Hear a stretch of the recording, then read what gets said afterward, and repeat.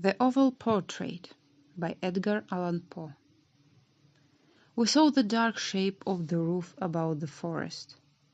It wasn't far away, but traveling was difficult in that wild part of the mountains. We didn't arrive until night was falling. It was a sad and strangely beautiful house, many hundreds of years old. Pedro, my servant, broke in through a small door at the back and carried me carefully inside. I was so badly hurt that I would die if we stayed out all night. People were living here until a very short time ago, Pedro said.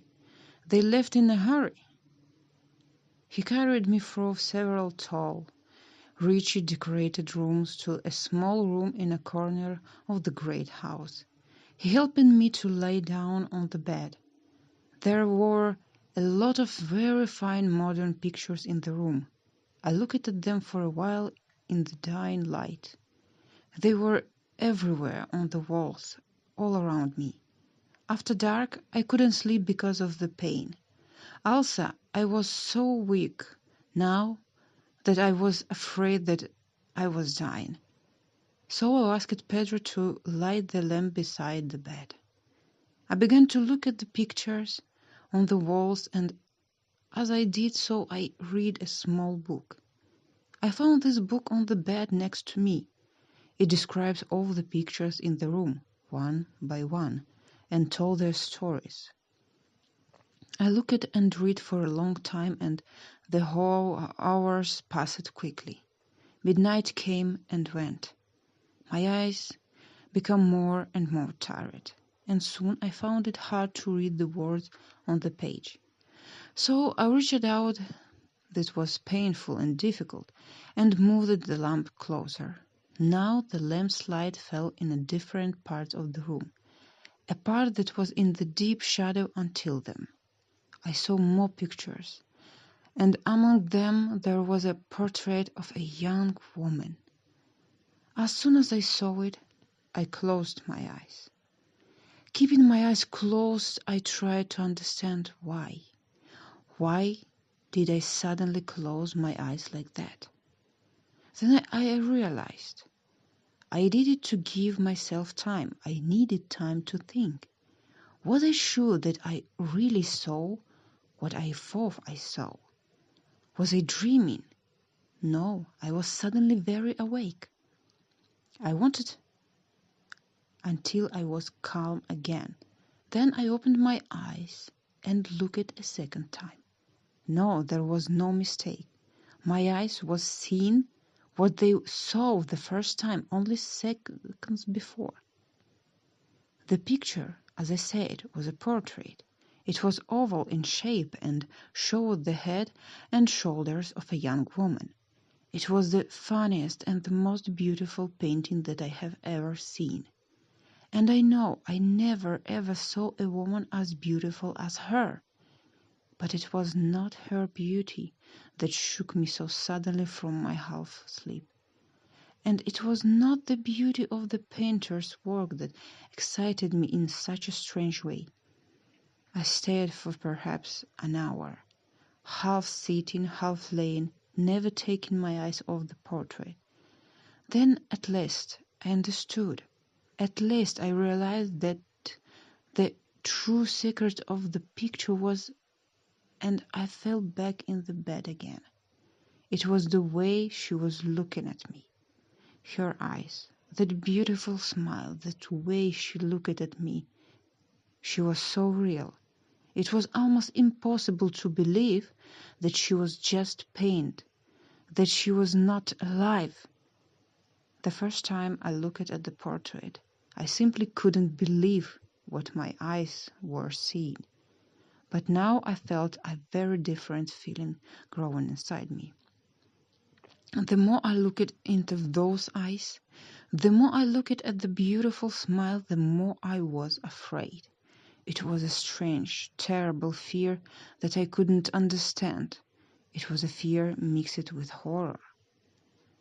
I moved the lamp back to there it was before.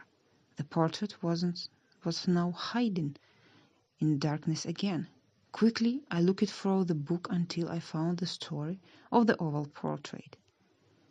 I read these words. She was a beautiful young flower and always so happy. Yes, she was happy until that evil day when she saw and loved the painter of her portrait. They were married, but sadly he already had a wife, his work. His painting was more important to him than anything in the world. Before, she was all light and smiles. She loved everything in the world.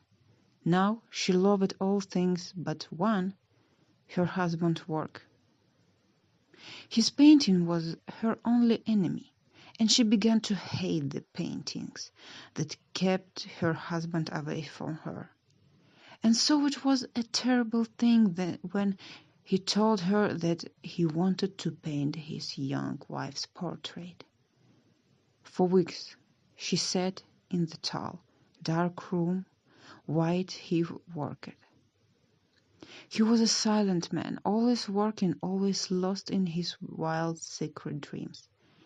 She sat still, always smiling, never moving, while he painted her hours after hours, day after day. He did not see that she was growing weaker with every day. He never noticed that she wasn't healthy anymore and not happy anymore. The change was happening in front of his eyes, but he didn't see it. But she went on smiling. She never stopped smiling because she saw that her husband, who was now very famous, enjoyed his work so much. He worked day and night, painting the portrait of the woman he loved. And as he painted, the woman who loved him grew slowly weak and sadder. Several people saw the half-finished picture. They told the painter how wonderful it was, speaking softly as he worked. They said the portrait showed how much he loved his beautiful wife. Silently, she sat in front of her husband and his visitors, hearing and seeing nothing now. The work was coming near an end. He didn't welcome visitors in the room anymore. A terrible fire was burning inside him now. He was wild, almost mad with his work. His eyes almost never left the painting now, even to look at his wife's face. Her face was as white as snow. The painter didn't see that. The colors he was painting were no longer there in her real face. Many more weeks passed until, one day, in the middle of winter, he finished the portrait. He touched the last paint on to her lips. He put the last thin line of color on an eye. Then he stood back and looked at the finished work. As he looked, he began to shake. All color left his wife. With his eyes on the portrait, he cried out to the world, "This woman is not made of paint. She is alive." Then he turned suddenly to look at the woman he loved so much. She was dead.